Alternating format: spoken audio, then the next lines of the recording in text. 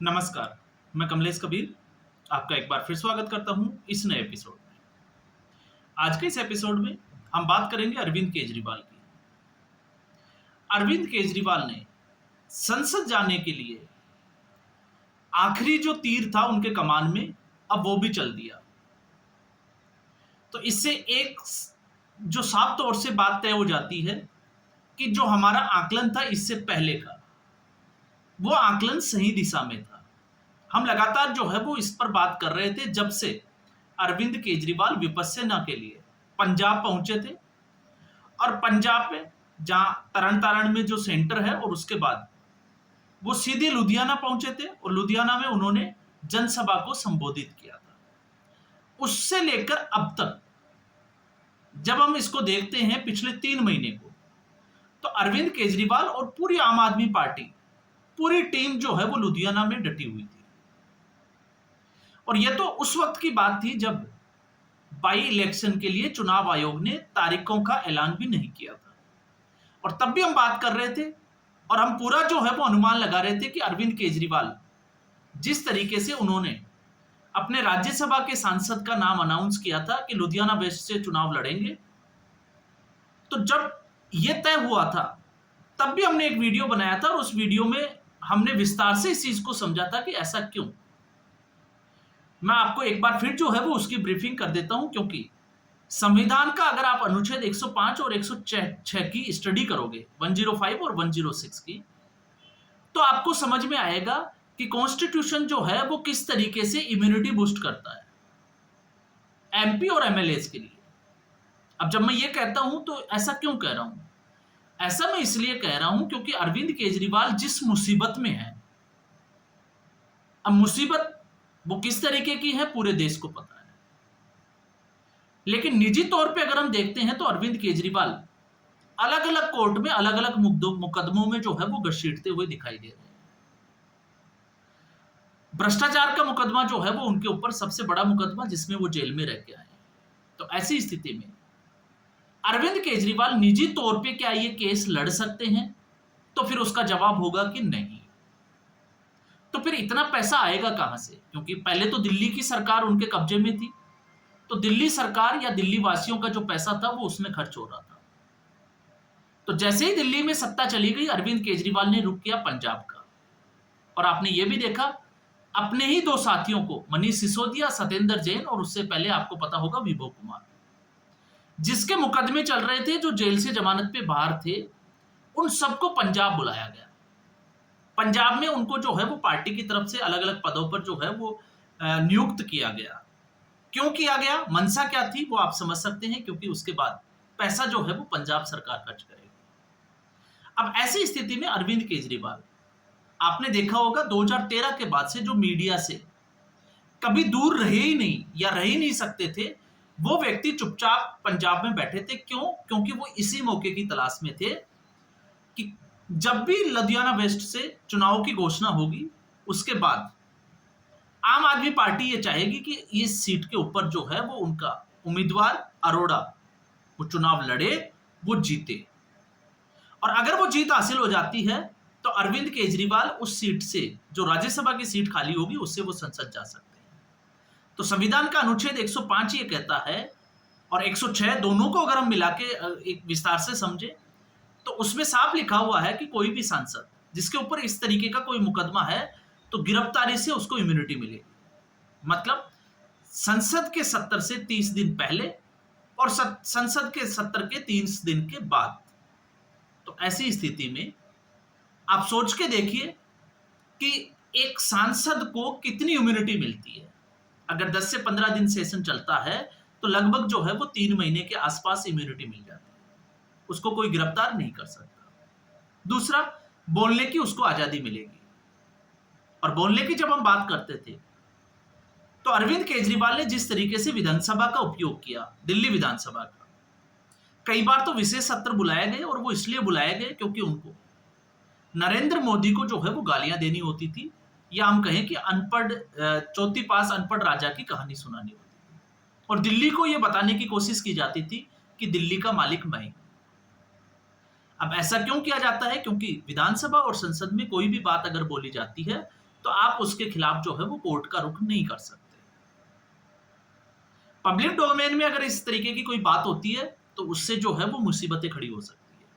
तो अब अरविंद केजरीवाल अपना सपना पूरा कर सकते हैं और साथ में रहने के लिए बंगला और फिर टीएडीए जो भत्ते इनके जो होते हैं वो सारे भत्ते जो है वो इनको मिलेंगे। तो अरविंद केजरीवाल का सपना, और उस सपने के लिए जब मैं ये कहता हूं कि आखिरी तीर जो है वो अरविंद केजरीवाल ने निकाला, तो वो तीर ये निकाला, कल अरविंद केजरीवाल ने एक स्टेटमेंट दिया कि अगर आम आदमी पार्टी को जनता यहां पर चुनाती है तो वो अरोड़ा को कैबिनेट मंत्री बना देंगे अगले ही दिन। जिस दिन चुनाव का परिणाम आएगा उसके अगले दिन पंजाब में उनको कैबिनेट मंत्री बना दिया जाएगा। अब आप सोच के देखिए, वो खुद एक राज्यसभा सांसद है, और जब अरोड़ा अगर यहां से चुनाव जीत जाते हैं तो उनको कैबिनेट में मंत्री बनाया जाएगा। तो ये सीधे तौर से जो है वो जनता को प्रलोभन दिया जा रहा है कि अगर इस सीट से आप अपने कैंडिडेट को चुनाते हो, आम आदमी पार्टी को, क्योंकि आम आदमी पार्टी इस वक्त सत्ताधारी पार्टी है, और वैसे भी बाई इलेक्शन में आपने देखा सत्ताधारी जो पार्टी होती है उसको एक एडवांटेज होता है, और एडवांटेज इसलिए होता है क्योंकि इस चुनाव से सरकार की जो सेहत है उस पर ज्यादा फर्क नहीं पड़ने वाला है। लेकिन ये चुनाव इतना इंपॉर्टेंट क्यों है?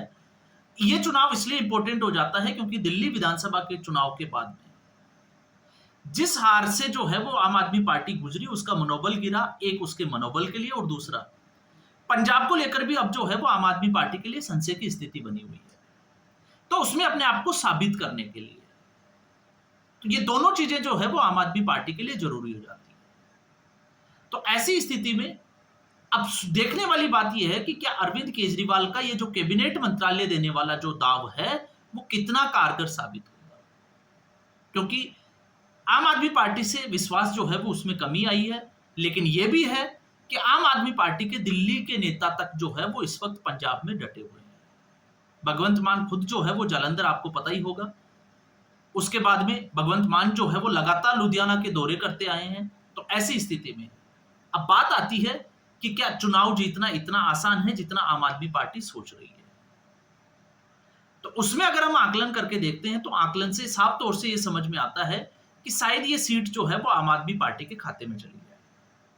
और अगर ऐसा होता है तो फिर केजरीवाल ने जो सपना देखा वो पूरा होता हुआ भी दिखाई देता है। और ऐसा मैं क्यों कह रहा हूं? ऐसा मैं इसलिए कह रहा हूं क्योंकि कांग्रेस पार्टी के जो उम्मीदवार है, क्योंकि इस वक्त विपक्ष की सबसे बड़ी मजबूत पार्टी पंजाब में अगर कोई है तो वो है कांग्रेस पार्टी। तो भारत सिंह जो आंसू है, तेज तर्रार नेता है, लेकिन कांग्रेस पार्टी की समस्या यह है कि कांग्रेस पार्टी अपने अंदरूनी कलह की वजह से इस वक्त जो है वो पंजाब में जूझ रही है। उसके लिए हमने जो है वो पहले ही बात की थी, किस तरीके से आपने देखा होगा, पहले रवनीत सिंह बिट्टू का जाना, उससे पहले सुनील जाखड़ का चले जाना, या फिर हम बात करें उसके बाद राजा वड़िंग के ऊपर बड़े आरोप लगाना। तो यहां पर जो है वो हमने बहुत कुछ देखा है। तो यहां पर अगर स्थिति को देखें तो कांग्रेस पार्टी कमजोर है। इसके अलावा शिरोमणि अकाली दल, उसकी क्या स्थिति अभी जो है वो बनी हुई है पंजाब में, तो उससे आप अंदाजा लगा सकते हैं। और फिर जब बात करते हैं भारतीय जनता पार्टी ने हालांकि अपने पुराने एक नेता को इस चुनावी मैदान में उतारा है, गुप्ता, लेकिन पंजाब में भारतीय जनता पार्टी की स्थिति क्या है ये पूरे देश और पूरे पंजाब को पता है, क्योंकि भारतीय जनता पार्टी अभी भी उस पकड़ से जो है वो दूर नजर आती है। हालांकि स्टार प्रचारकों की लिस्ट में जो है वो भारतीय जनता पार्टी ने कैप्टन अमरिंदर सिंह जैसे जो है वो नामों को भी इसमें शामिल किया है, फिर चाहे वो हरियाणा के मुख्यमंत्री हो मनोहर लाल खट्टर।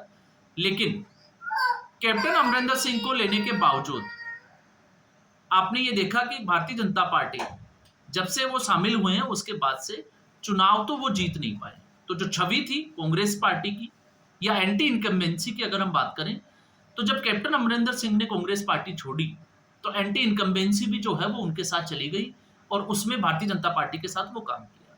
तो ऐसी स्थिति में फिलहाल अगर हम देखते हैं तो हम ये तो नहीं कह सकते कि आम आदमी पार्टी के जो जिसको हम कहें कि अरोड़ा जो अभी राज्यसभा के सांसद है वो आसानी से चुनाव जीत जाएंगे। लेकिन हाँ, ये तय माना जा सकता है कि आम आदमी पार्टी इस चुनाव को अपने खाते में या इस सीट को अपने खाते में करने में कामयाब हो जाएगी।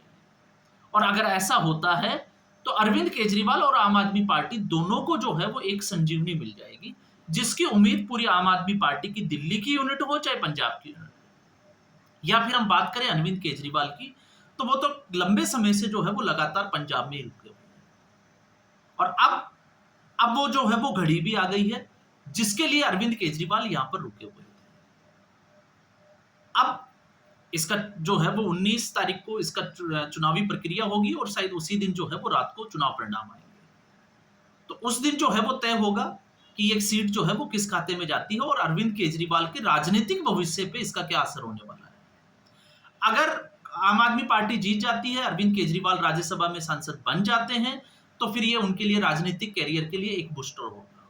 और अगर हार जाते हैं तो फिर आप मान के चलिए कि इससे जो है वो पंजाब में आम आदमी पार्टी की स्थिति क्या है उसको लेकर जो लोगों को संशय बना हुआ है उसको वो भी दूर हो जाएगा और ये साफ तौर से हो जाएगा कि आम आदमी पार्टी दिल्ली के बाद पंजाब में भी जो है वो कमजोर होती हुई दिखाई दे रही है। तो इस एपिसोड में फिलहाल इतना ही। उम्मीद करूंगा वीडियो एपिसोड आपको पसंद आया होगा।